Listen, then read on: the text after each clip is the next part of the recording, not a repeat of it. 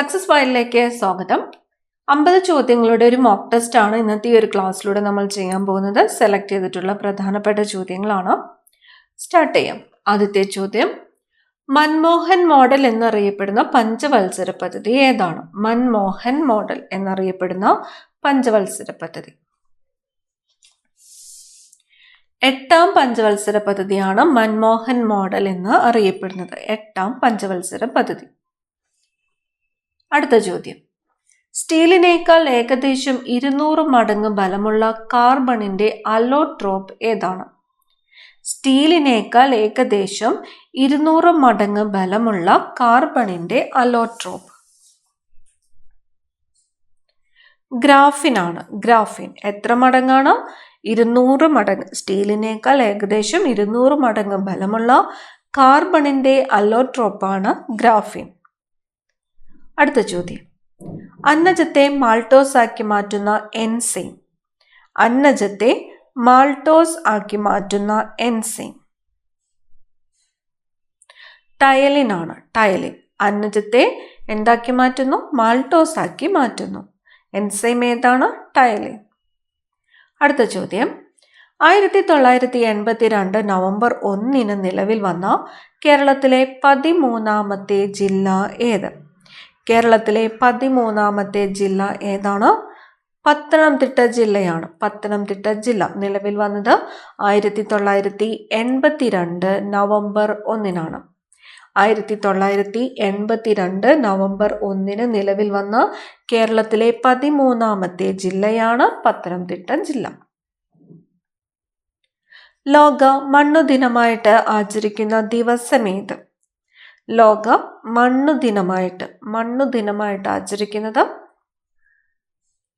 December 5 ആണ്. December 5. ലോക മണ്ണു ദിനം ഡിസംബർ 5. കേരളത്തിലെ ഏത് സാംസ്കാരിക സ്ഥാപനത്തിന്റെ ഔദ്യോഗിക പ്രസിദ്ധീകരണമാണ് കേളി? കേളി എന്നത് ഏത് സാംസ്കാരിക സ്ഥാപനത്തിന്റെ ഔദ്യോഗിക പ്രസിദ്ധീകരണമാണ്? കേളി സംഗീത നാടക അക്കാദമിയാണ്. സംഗീത നാടക അക്കാദമിയുടെ ഔദ്യോഗിക പ്രസിദ്ധീകരണമാണ് കേളി. ഇന്ത്യയുടെ ആദ്യത്തെ സൈബർ ഫോറൻസിക് ലബോറട്ടറി എവിടെയാണ് സ്ഥാപിച്ചിട്ടുള്ളത്? ഇന്ത്യയുടെ ആദ്യത്തെ സൈബർ ഫോറൻസിക് ലബോറട്ടറി എവിടെയാണ് സ്ഥാപിച്ചിട്ടുള്ളത്? ത്രിപുരയിലാണ്. ത്രിപുര. ഇന്ത്യയിലെ ആദ്യത്തെ സൈബർ ഫോറൻസിക് ലബോറട്ടറി എവിടെയാണ്? ത്രിപുരയിലാണ്. BCG എടുക്കുന്നത് താഴെ പറയുന്നതിൽ ഏതിനെ പ്രതിരോധിക്കാനാണ്? BCG എടുക്കുന്നത് ട്യൂബർകുലോസിസിനെ പ്രതിരോധിക്കാനാണ്. BCG ട്യൂബർകുലോസിസിനെ പ്രതിരോധിക്കാനാണ്. താഴെ പറയുന്ന നൃത്തരൂപങ്ങളിൽ ഏതാണ് തമിഴ്നാട്ടിൽ നിന്ന് ഉത്ഭവിച്ചത്? തമിഴ്നാട്ടിൽ നിന്നും ഉത്ഭവിച്ച നൃത്തരൂപം ഭരതനാട്യമാണ്. ഭരതനാട്യം. തമിഴ്നാട്ടിൽ നിന്നും ഉത്ഭവിച്ച നൃത്തരൂപം ഭരതനാട്യം. ഈസ്റ്റ് ഇന്ത്യ കമ്പനിയിൽ നിന്ന് ഇന്ത്യയുടെ ഭരണം ബ്രിട്ടൻ ഏറ്റെടുത്തത് ഏത് വർഷമായിരുന്നു? ഈസ്റ്റ് ഇന്ത്യ കമ്പനിയിൽ നിന്നും ഇന്ത്യയുടെ ഭരണം ബ്രിട്ടൻ ഏറ്റെടുത്തത് ഏത് വർഷമായിരുന്നു? 1858. 1858 ഈസ്റ്റ് ഇന്ത്യ കമ്പനിയിൽ നിന്നും ഇന്ത്യയുടെ ഭരണം ബ്രിട്ടൻ ഏറ്റെടുത്തത്. 1858. ഇൻസുലിൻ ഉൽപ്പാദിപ്പിക്കുന്ന ഗ്രന്ഥിയാണ് ഡാഷ്. ഇൻസുലിൻ ഉൽപ്പാദിപ്പിക്കുന്ന ഗ്രന്ഥി. ഇൻസുലിൻ ഉൽപ്പാദിപ്പിക്കുന്ന ഗ്രന്ഥി ഏതാണ്? പാൻക്രിയാസ് ആണ്. പാൻക്രിയാസ്. ഇൻസുലിൻ ഉൽപ്പാദിപ്പിക്കുന്ന ഗ്രന്ഥിയാണ് പാൻക്രിയാസ്. ഈഴവ മെമ്മോറിയലിന് നേതൃത്വം നൽകിയതാരാണ്? ഈഴവ മെമ്മോറിയലിന് നേതൃത്വം നൽകിയത് ഡോക്ടർ പൽപ്പുവാണ്. ഡോക്ടർ പൽപ്പുവാണ് ഈഴവ മെമ്മോറിയലിന് നേതൃത്വം നൽകിയത്. സസ്യങ്ങളിലെ ശ്വസനവാതകം ഏതാണ്? സസ്യങ്ങളിലെ ശ്വസനവാതകം O2 ആണ്. O2. ഓക്സിജൻ ആണ് സസ്യങ്ങളിലെ ശ്വസനവാതകം. ജീർണിച്ച ജൈവാവശിഷ്ടങ്ങളിൽ നിന്നും പോഷണം നടത്തുന്ന സസ്യം. ജീർണിച്ച ജൈവാവശിഷ്ടങ്ങളിൽ നിന്നും പോഷണം നടത്തുന്ന സസ്യം മോണോട്രോപ്പാണ്. മോണോട്രോപ്പ്. Option A മോണോട്രോപ്പ്. സങ്കരയിനം വെണ്ട ഏത്? സങ്കരയിനം വെണ്ട സൽകീർത്തിയാണ്. സങ്കരയിനം വെണ്ട ഏതാണ് തന്നിരിക്കുന്നതിൽ? സൽകീർത്തി. റൈസോബിയം ബാക്ടീരിയ കാണപ്പെടുന്ന സസ്യ ഇനം ഏതാണ്? തന്നിരിക്കുന്ന ഓപ്ഷൻസ് പാവൽ, വഴുതന, നെല്ല്, മുതിര. ഇതിൽ റൈസോബിയം ബാക്ടീരിയ കാണപ്പെടുന്ന സസ്യ ഇനമാണ് മുതിര. ഓപ്ഷൻ ഡി ആണ് ഉത്തരം, മുതിര. വെള്ളത്തിൽ ലയിക്കുന്ന വിറ്റാമിൻ ഏതാണ്? വെള്ളത്തിൽ ലയിക്കുന്ന വിറ്റാമിൻ. തന്നിരിക്കുന്ന വിറ്റാമിൻസിൽ വെള്ളത്തിൽ ലയിക്കുന്ന വിറ്റാമിൻ ഏതാണ്? വിറ്റാമിൻ സി ആണ്. വെള്ളത്തിൽ ലയിക്കുന്ന വിറ്റാമിൻ ഏതാണ്? വിറ്റാമിൻ സി ആണ്. വെള്ളത്തിൽ ലയിക്കുന്ന വൈറ്റമിൻസും ഉണ്ട്, അതുപോലെ കൊഴുപ്പിൽ ലയിക്കുന്ന വൈറ്റമിൻസും ഉണ്ട്. അപ്പോൾ തന്നിരിക്കുന്നതിൽ വിറ്റാമിൻ സി ഏതിലാണ്? വെള്ളത്തിൽ ലയിക്കുന്ന വൈറ്റമിനാണ്. അടുത്ത ചോദ്യം, സസ്യങ്ങളുടെ വേര്, ഇല, തണ്ട് തുടങ്ങിയ ഭാഗങ്ങളിൽ നിന്ന് പുതിയ തൈച്ചെടികൾ ഉണ്ടാകുന്ന രീതി ഏതാണ്? സസ്യങ്ങളുടെ വേര്, ഇല, തണ്ട് തുടങ്ങിയ ഭാഗങ്ങളിൽ നിന്നും പുതിയ തൈച്ചെടികൾ ഉണ്ടാകുന്ന രീതിയാണ് കായിക പ്രജനനം. കായിക പ്രജനനം. മനുഷ്യ ശരീരത്തിലെ പ്രധാന വിസർജനാവയവമാണ്. മനുഷ്യ ശരീരത്തിലെ പ്രധാന വിസർജനാവയവം ഏതാണ്? വൃക്കയാണ്. വൃക്ക. ദഹന വ്യവസ്ഥയുടെ ഏതു ഭാഗത്ത് വെച്ചാണ് ആഹാരത്തിന്റെ ദഹന പ്രക്രിയ പൂർത്തിയാകുന്നത്? ദഹന വ്യവസ്ഥയുടെ ഏത് ഭാഗത്ത് വെച്ചാണ് ആഹാരത്തിന്റെ ദഹന പ്രക്രിയ പൂർത്തിയാകുന്നത്? ചെറുകുടലിൽ വെച്ചാണ്. ചെറുകുടൽ. കേന്ദ്ര തോട്ടവിള ഗവേഷണ കേന്ദ്രം എവിടെ സ്ഥിതി ചെയ്യുന്നു? കേന്ദ്ര തോട്ടവിള ഗവേഷണ കേന്ദ്രം സ്ഥിതി ചെയ്യുന്നത് കാസർഗോഡാണ്. കാസർഗോഡ്.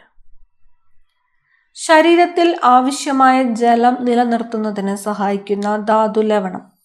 ശരീരത്തിൽ ആവശ്യമായ ജലം നിലനിർത്തുന്നതിന് സഹായിക്കുന്ന ധാതു ലവണമാണ് സോഡിയം. Option B sodium.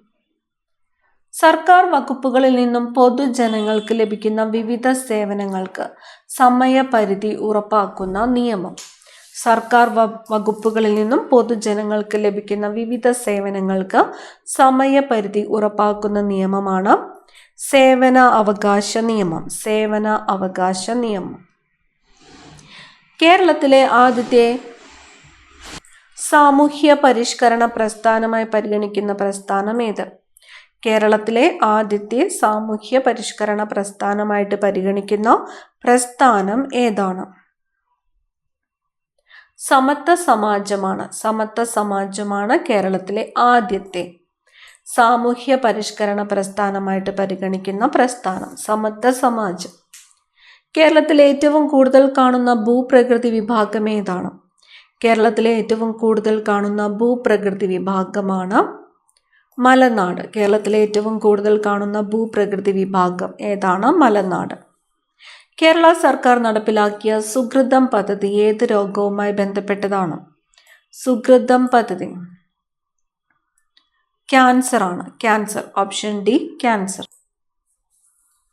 ത്രിവർണ പതാക ദേശീയ പതാകയായിട്ട് സ്വീകരിച്ച വർഷം?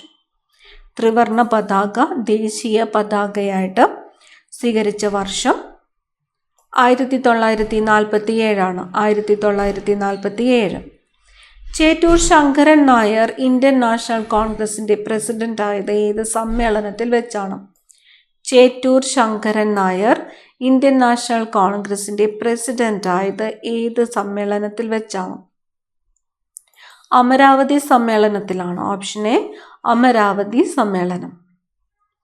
ഇന്ത്യക്കാരനായ രാകേഷ് ശർമ്മ ആദ്യമായി ശൂന്യാകാശ യാത്ര നടത്തിയ സമയത്തെ ഇന്ത്യൻ പ്രധാനമന്ത്രി ആരായിരുന്നു? ഇന്ത്യക്കാരനായ രാകേഷ് ശർമ്മ ആദ്യമായിട്ട് ശൂന്യാകാശ യാത്ര നടത്തിയ സമയത്തെ ഇന്ത്യൻ പ്രധാനമന്ത്രിയായിരുന്നത് ഇന്ദിരാഗാന്ധിയാണ്. ഇന്ദിരാഗാന്ധി. 1947 മുമ്പ് ഇന്ത്യൻ ദേശീയ പതാകയിലെ ചിഹ്നം ഏതായിരുന്നു? 1947 മുമ്പ് ഇന്ത്യൻ ദേശീയ പതാകയിലെ ചിഹ്നം ചർക്കയായിരുന്നു. ചർക്ക. മൂലകങ്ങളുടെ വർഗീകരണവുമായി ബന്ധപ്പെട്ട ത്രികങ്ങൾ എന്ന ആശയം മുന്നോട്ട് വെച്ച ശാസ്ത്രജ്ഞൻ ആര്? മൂലകങ്ങളുടെ വർഗീകരണവുമായിട്ട് ബന്ധപ്പെട്ട ത്രികങ്ങൾ എന്ന ആശയം മുന്നോട്ട് വെച്ച ശാസ്ത്രജ്ഞൻ ഡോബ്രൈനർ ആണ്. Option C Dobereiner. ബലത്തിന്റെ യൂണിറ്റ് ന്യൂട്ടൺ. ഇരുമ്പിന്റെ അയിര് ഏത്? ഇരുമ്പിന്റെ അയിര് ഹേമറ്റൈറ്റ്. സൗരയൂഥത്തിലെ ഏറ്റവും വലിയ ഗ്രഹം ഏതാണ്? സൗരയൂഥത്തിലെ ഏറ്റവും വലിയ ഗ്രഹമാണ് വ്യാഴം. ആറ്റത്തിലെ പോസിറ്റീവ് ചാർജുള്ള കണമാണ് പ്രോട്ടോൺ. ഓക്സിജൻ കണ്ടുപിടിച്ച ശാസ്ത്രജ്ഞൻ ജോസഫ് പ്രീസ്ലി ആണ്. ഓക്സിജൻ കണ്ടുപിടിച്ച ശാസ്ത്രജ്ഞൻ ആരാണ്? ജോസഫ് പ്രീസ്ലി. പ്രാഥമിക വർണ്ണമല്ലാത്തത് ഏത്? തന്നിരിക്കുന്നത് ചുവപ്പ്, നീല, മഞ്ഞ, പച്ച. പ്രാഥമിക വർണ്ണമല്ലാത്തത് ഏതാണ്? മഞ്ഞയാണ്. ചുവപ്പ്, നീല, പച്ച എന്നിവ ഏതാണ്? പ്രാഥമിക വർണ്ണങ്ങളാണ്. സാധാരണ ഊഷ്മാവിൽ വായുവിലൂടെയുള്ള ശബ്ദത്തിന്റെ വേഗം എത്ര? സാധാരണ ഊഷ്മാവിൽ വായുവിലൂടെയുള്ള ശബ്ദത്തിന്റെ വേഗം എത്ര?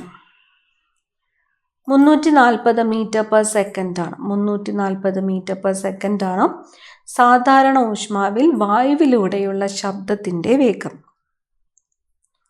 ഒരു പദാർത്ഥത്തിലെ തന്മാത്രകളുടെ ആകെ ഗതികോർജത്തിന്റെ അളവാണ് താപം. ഒരു പദാർത്ഥത്തിലെ തന്മാത്രകളുടെ ആകെ ഗതികോർജത്തിന്റെ അളവാണ് താപം. രാസോർജം വൈദ്യുതോർജമാക്കുന്ന ഒരു ഉപകരണം ഏത്?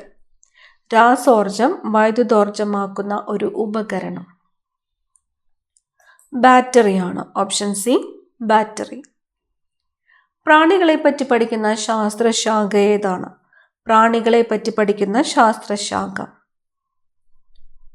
എൻറ്റമോളജി ആണ്. പ്രാണികളെ പറ്റി പഠിക്കുന്ന ശാസ്ത്രശാഖയാണ് എൻറ്റമോളജി. ദേശീയ തൊഴിലുറപ്പ് നിയമം പാർലമെന്റ് പാസാക്കിയ വർഷം? 2005 ആണ്. 2005 ദേശീയ തൊഴിലുറപ്പ് നിയമം പാർലമെന്റ് പാസാക്കിയത്. 2005. റഷ്യൻ സഹായത്തോടെ തമിഴ്നാട്ടിൽ നിർമ്മിച്ച ആണവ നിലയം ഏതാണ്? കൂടംകുളമാണ്. കൂടംകുളം ആണവ നിലയം സ്ഥിതി ചെയ്യുന്ന സംസ്ഥാനം ഏതാണ്? തമിഴ്നാട്ടിലാണ്. ഏത് രാജ്യത്തിന്റെ സഹായത്തോടെയാണ് നിർമ്മിച്ചത്? റഷ്യയുടെ സഹായത്തോടെയാണ് കൂടംകുളം ആണവ നിലയം നിർമ്മിച്ചത്. ജൈവഘടികാരം എന്നറിയപ്പെടുന്ന ഗ്രന്ഥി? പീനിയൽ ഗ്രന്ഥിയാണ് ജൈവഘടികാരം എന്ന് അറിയപ്പെടുന്ന ഗ്രന്ഥി. മുഖം നോക്കുന്നതിന് ഉപയോഗിക്കുന്ന ദർപ്പണം ഏതാണ്? സമതല ദർപ്പണമാണ്. മുഖം നോക്കുന്നതിന് ഉപയോഗിക്കുന്ന ദർപ്പണം ഏത് തരത്തിലുള്ളതാണ്? സമതല ദർപ്പണമാണ്. അടുത്തത് 1857 കലാപത്തെക്കുറിച്ച് ചുവടെ തന്നിരിക്കുന്ന പ്രസ്താവനകൾ പരിശോധിച്ച് ശരിയായവ തിരഞ്ഞെടുക്കുവാനാണ് പറഞ്ഞിരിക്കുന്നത്. 1857 കലാപത്തെക്കുറിച്ച് തന്നിരിക്കുന്നു. 1857 കലാപം ആരംഭിച്ചത് അവധിലാണ്. കർഷകരും കരകൗശല തൊഴിലാളികളും കലാപത്തിൽ പങ്കെടുത്തിരുന്നു. ഫൈസാബാദിൽ കലാപം നയിച്ചത് ബീഗം ഹസ്രത്ത് മഹലായിരുന്നു. 1857 കലാപത്തിനു ശേഷം ഇന്ത്യയുടെ ഭരണം ഇംഗ്ലീഷ് ഈസ്റ്റ് ഇന്ത്യ കമ്പനിയിൽ നിന്നും ബ്രിട്ടീഷ് പാർലമെന്റ് ഏറ്റെടുത്തു. 1857 കലാപവുമായിട്ട് ബന്ധപ്പെട്ട് ശരിയായിട്ടുള്ളത് ഏത് എന്നതാണ് ചോദ്യം. ഓപ്ഷൻ സി ആണ് ഉത്തരം. 2ഉം 4ഉം ശരിയാണ്. കർഷകരും കരകൗശല തൊഴിലാളികളും കലാപത്തിൽ പങ്കെടുത്തിരുന്നു എന്ന് പറയുന്നു. ശരിയാണ്. 1857 കലാപത്തിന് ശേഷം ഇന്ത്യയുടെ ഭരണം ഇംഗ്ലീഷ് ഈസ്റ്റ് ഇന്ത്യ കമ്പനിയിൽ നിന്നും ബ്രിട്ടീഷ് പാർലമെന്റ് ഏറ്റെടുത്തു എന്ന് പറഞ്ഞിരിക്കുന്നു. ശരിയാണ്. 1857 കലാപം ആരംഭിച്ചത് അവധിലാണ് എന്ന് പറഞ്ഞിരിക്കുന്നു. 1857 കലാപം ആരംഭിച്ചത് എവിടെയാണ്? മീററ്റിലാണ്. ഫൈസാബാദിൽ കലാപം നയിച്ചത് ആരാണ്? മൗലവി അഹമ്മദുള്ളയാണ് ഫൈസാബാദിലെ കലാപം നയിച്ചത്. അടുത്ത ചോദ്യം, താഴെ പറയുന്നവയിൽ ഏത് പ്രസ്താവനകളാണ് ശരിയല്ലാത്തത്? ശരിയല്ലാത്തത് ഏത് എന്നാണ് ചോദിച്ചിരിക്കുന്നത്. തന്നിരിക്കുന്ന പ്രസ്താവനകൾ: അമേരിക്കയിലെ ന്യൂയോർക്കിലാണ് ഐക്യരാഷ്ട്ര സംഘടനയുടെ ആസ്ഥാനം. അന്റോണിയോ ഗുട്ടറസ് 2020 ഐക്യരാഷ്ട്ര സംഘടനയുടെ സെക്രട്ടറി ജനറലായിട്ട് തിരഞ്ഞെടുക്കപ്പെട്ടത്. അന്താരാഷ്ട്ര ആണവോർജ ഏജൻസിയുടെ ആസ്ഥാനം വിയന്നയിലാണ്. ഐക്യരാഷ്ട്ര സംഘടനയുടെ സുരക്ഷാ സമിതിയിൽ നിലവിൽ 15 അംഗങ്ങളാണ് ഉള്ളത്. ശരിയല്ലാത്തത് ഏത് എന്നതാണ് ചോദ്യം. ഉത്തരം വരുന്നത് ഏതാണ്? ശരിയല്ലാത്തത് ഓപ്ഷൻ സി ആണ്. 2 മാത്രമാണ് ശരിയല്ലാത്തത്. അന്റോണിയോ ഗുട്ടറസ് 2020 ഐക്യരാഷ്ട്ര സംഘടനയുടെ സെക്രട്ടറി ജനറലായിട്ട് തെരഞ്ഞെടുക്കപ്പെട്ടത് എന്ന് പറഞ്ഞിരിക്കുന്നു. അന്റോണിയോ ഗുട്ടറസ് ഐക്യരാഷ്ട്രസഭയുടെ സെക്രട്ടറി ജനറലായിട്ട് ചുമതലയേറ്റത് 2017 ജനുവരി 1 2017 ജനുവരി 1 അമേരിക്കയിലെ ന്യൂയോർക്കിലാണ് ഐക്യരാഷ്ട്ര സംഘടനയുടെ ആസ്ഥാനം. ശരിയാണ്. അന്താരാഷ്ട്ര ആണവോർജ ഏജൻസിയുടെ ആസ്ഥാനം വിയന്നയിലാണ്. ശരിയാണ്. ഐക്യരാഷ്ട്ര സംഘടനയുടെ സുരക്ഷാ സമിതിയിൽ നിലവിൽ 15 അംഗങ്ങളാണുള്ളത്. ശരിയാണ്. അടുത്ത ചോദ്യം, ഓവർലാപ്പോട് കൂടിയ ആകാശീയ ചിത്രങ്ങളിൽ നിന്നും ത്രിമാന ദൃശ്യം ലഭിക്കാൻ ഉപയോഗിക്കുന്ന ഉപകരണം ഏതാണ്? ഓവർലാപ്പോട് കൂടിയ ആകാശീയ ചിത്രങ്ങളിൽ നിന്നും ത്രിമാന ചിത്രം ലഭിക്കാൻ ഉപയോഗിക്കുന്ന ഉപകരണം സ്റ്റീരിയോസ്കോപ്പ് ആണ്. സ്റ്റീരിയോസ്കോപ്പ്.